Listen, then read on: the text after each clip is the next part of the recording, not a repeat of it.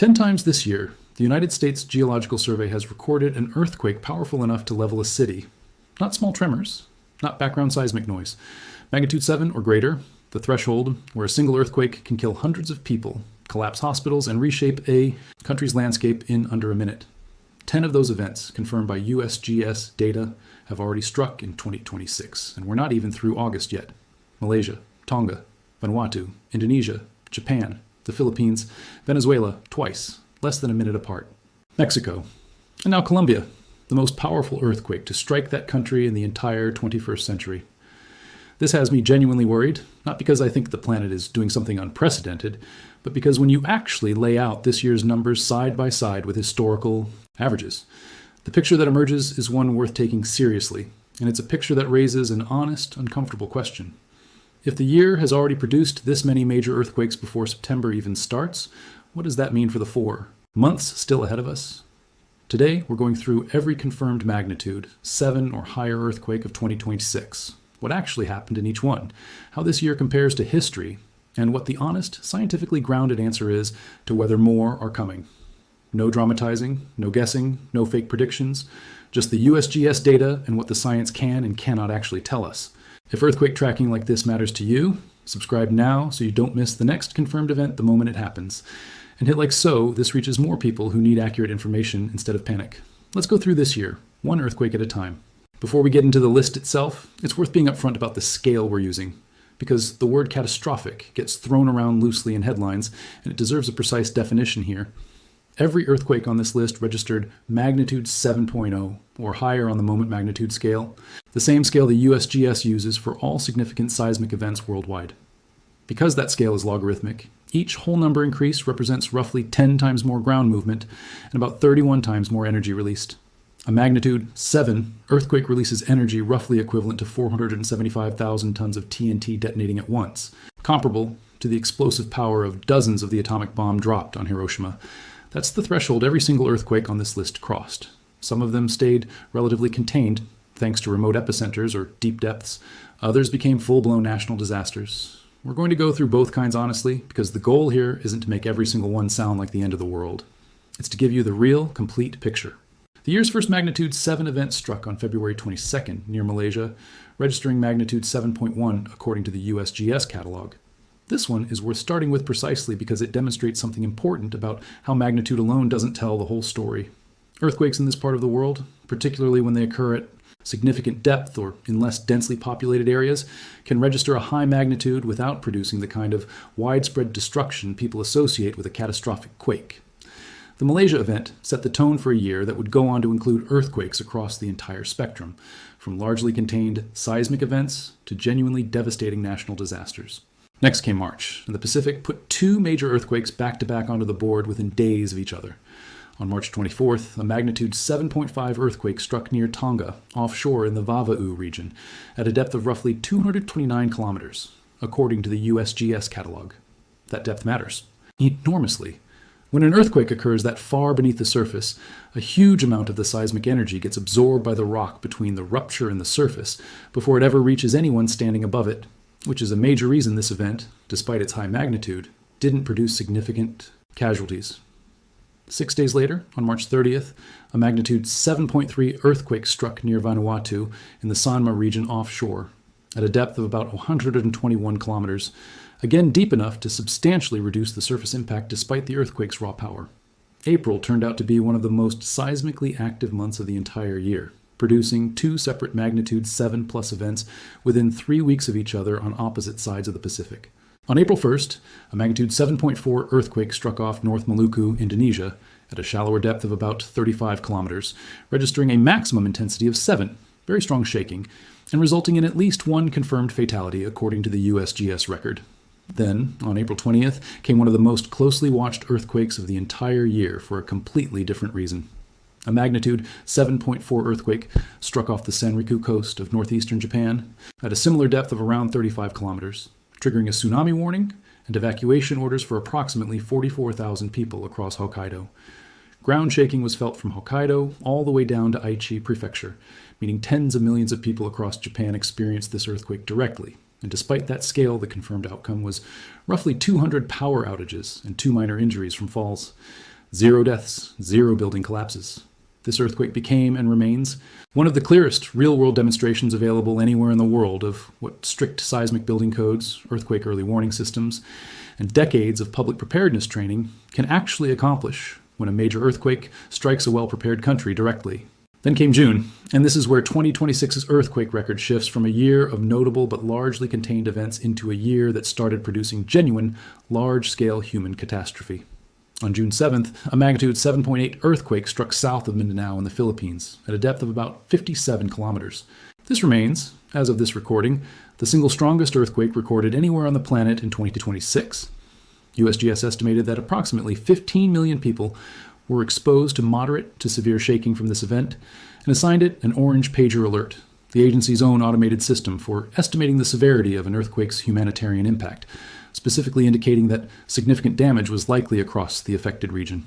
Just over 2 weeks later, the year produced its most unusual and, in terms of human cost, its deadliest seismic event to date. On June 24th, Venezuela was struck by 2 separate magnitude 7+ earthquakes occurring less than a minute apart, a magnitude 7.2 event that USGS classified as a foreshock, followed approximately 39 seconds later by the magnitude 7.5 main shock. USGS located the main shock in the Caribbean Sea, northwest of Caracas, describing it as shallow strike slip faulting along the complex plate boundary of the San Sebastian fault system, consistent with the broader pattern of east-west trending faults that run across northern Venezuela. Some independent geophysical analyses, using different modeling approaches, have suggested the entire sequence might be better understood as a single, complex, cascading rupture event, with a combined moment magnitude closer to 7.8, unfolding as a prolonged rupture process over roughly 2 minutes rather than 2 cleanly separated earthquakes. Regardless of how it's ultimately classified, the human toll from this event has been staggering. Confirmed fatalities from the Venezuela earthquakes have climbed to more than 6,000 people according to updated tallies, with many thousands more injured, making this the deadliest earthquake event of 2026 by a wide margin, and one of the deadliest anywhere in the world in recent years. July brought the year's next major event, a magnitude 7.3 earthquake in Mexico, adding to a year that was already tracking well above what a typical calm year for global seismicity usually looks like. And then, on August 10th, came the most recent addition to this year's list, and one of the most destructive. A magnitude 7.4 earthquake struck western Colombia, centered near San Jose del Palmar in the department of Chaco, at a depth of approximately 107 to 110 kilometers according to USGS data. Colombia's own Servicio Geológico Colombiano independently measured the same event at magnitude 7.4 and officially described it as the largest earthquake recorded in the country during the entire 21st century. Despite occurring at a depth over 100 kilometers underground, which would normally reduce surface impact significantly, this earthquake still produced devastating results. Approximately 10.5 million people experienced strong to very strong shaking.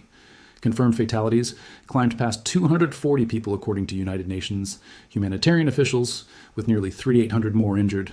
The earthquake was felt as far away as Bogota, Ecuador, and Panama.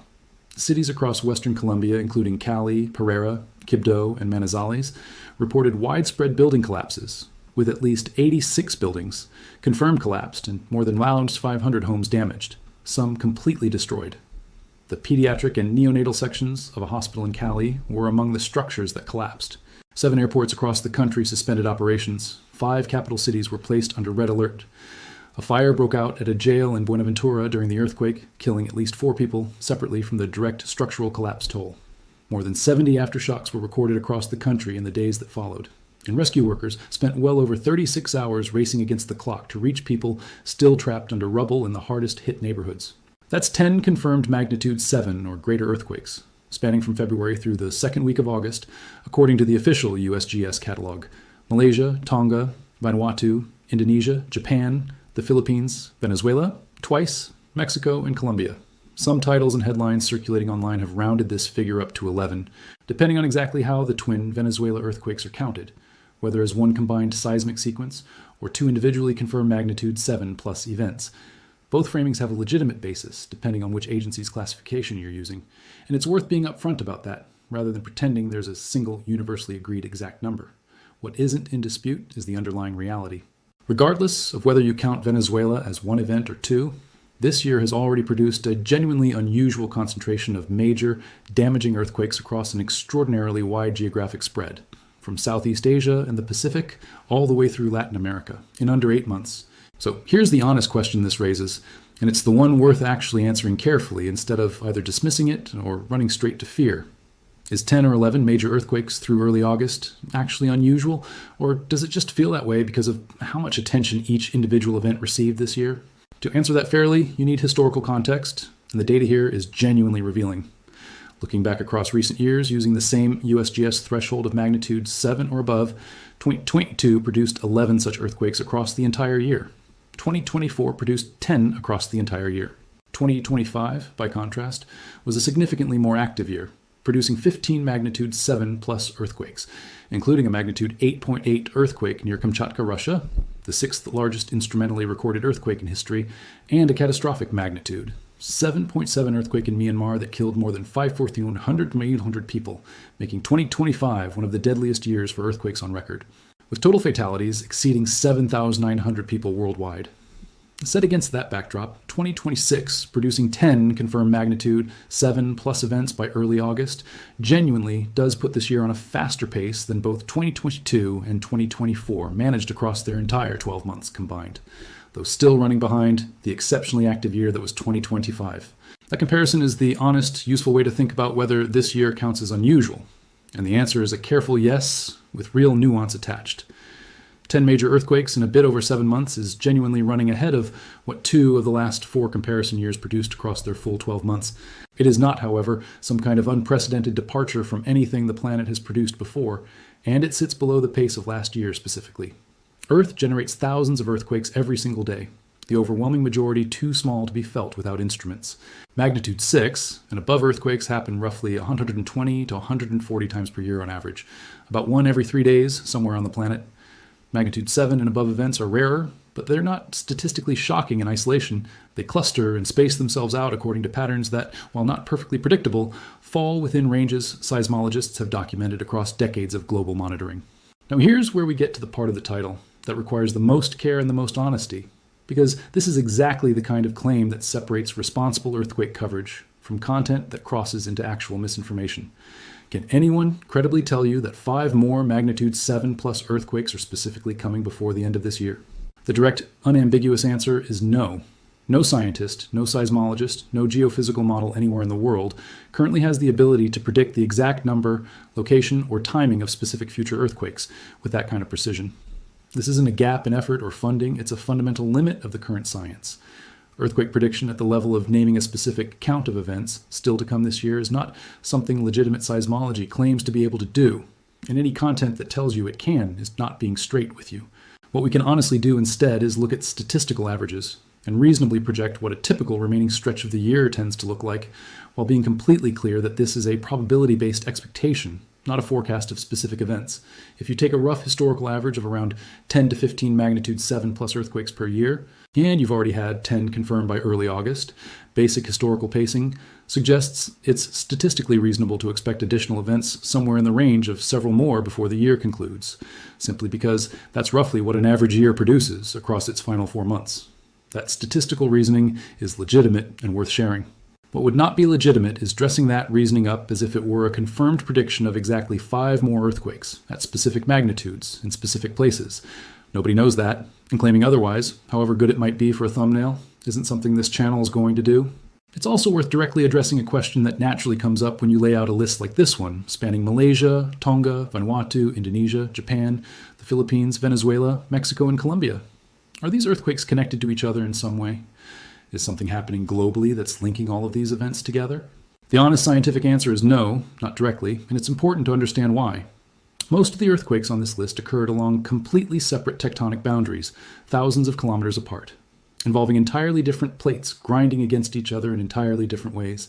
Venezuela sits along the boundary between the South American and Caribbean plates. Colombia's earthquake occurred within the South America subduction zone, where the Nazca plate dives beneath the continent. Japan sits at the convergence of 4 separate tectonic plates entirely removed from either of those systems. The Philippines earthquake occurred along its own distinct subduction system. These fault systems do not communicate with each other in any meaningful seismological sense, and there's no credible scientific mechanism by which an earthquake in Venezuela could trigger or be triggered by an earthquake in the Philippines happening weeks apart on the opposite side of the planet. What does connect these events isn't a hidden global mechanism. It's something far simpler and, in some ways, more important to actually understand. The overwhelming majority of magnitude 7+ earthquakes on Earth occur along the Pacific Ring of Fire, a roughly 40,000-kilometer horseshoe-shaped arc of tectonic plate boundaries encircling the Pacific Ocean, responsible for roughly 90% of the world's earthquakes and about 75% of its active volcanoes. Malaysia, Tonga, Vanuatu, Indonesia, Japan, and the Philippines all sit directly along or near this ring. It's an area that is essentially always active, and when you're monitoring global seismicity over any extended stretch of a given year, you will consistently see multiple significant events cluster within this same general region, simply because it never actually stops generating them. Venezuela, Mexico, and Colombia sit on separate, though related tectonically active margins of the broader Pacific and Caribbean plate systems, similarly prone to frequent major seismic activity independent of anything happening along the Ring of Fire specifically. None of this is new behavior from the planet. It's the same fundamental geological reality that's been in place for millions of years, simply becoming more visible to us because of how quickly and comprehensively modern instrumentation, global news coverage, and social media now document every single major event as it happens, in a way that simply wasn't possible even 20 years ago. That distinction between the planet doing something genuinely new versus us simply having better, faster, more comprehensive visibility into what the planet has always been doing is really the central honest takeaway from this entire list. What has changed isn't the underlying geology. It's the number of people now living directly in the path of that geology, and the wildly uneven state of preparedness in the places where they live. That contrast is written directly into the earthquake list we just went through. Compare the Sanriku earthquake in Japan, magnitude 7.4, tens of millions of people feeling the shaking, tsunami evacuation orders issued for tens of thousands, and the confirmed final outcome, 2 minor injuries and 0 deaths against the Colombia earthquake, also magnitude 7.4, which killed more than 240 people, collapsed 86 buildings, and destroyed a hospital's pediatric ward. Those are 2 earthquakes of nearly identical raw magnitude, producing wildly different human outcomes, and the difference has nothing to do with the strength of the shaking itself. It comes down entirely to decades of accumulated decisions about building codes, infrastructure investment, early warning systems, and public earthquake preparedness training, made long before either earthquake ever struck. That's really the honest, complete lesson sitting underneath this year's unusually active earthquake tally, and it's a far more useful takeaway than a countdown clock towards some invented number of future events. The death toll and destruction from any individual earthquake on this list was never determined purely by its magnitude. It was determined by a combination of geology and human decisions, made years, sometimes decades, in advance, regarding what kind of buildings get built, how strictly those building codes get enforced, and how seriously a population takes the reality of the seismic risk it's actually living with. Venezuela's staggering death toll reflects a country already dealing with severe economic crisis, deferred infrastructure maintenance, and inconsistently enforced construction standards colliding with 2 shallow, back-to-back earthquakes. Colombia's toll reflects similar underlying vulnerabilities in the specific regions hardest hit.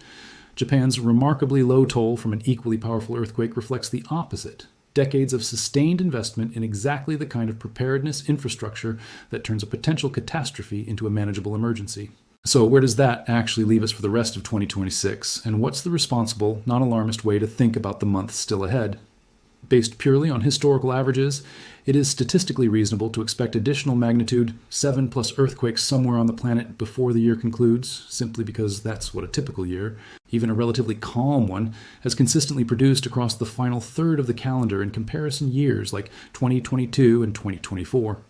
That expectation is not a prediction of a specific count, and it is absolutely not a claim that any particular region, country, or fault system is specifically due for an event in the coming weeks. Nobody, not USGS, not any university seismology department anywhere in the world, currently has the scientific capability to tell you that with precision.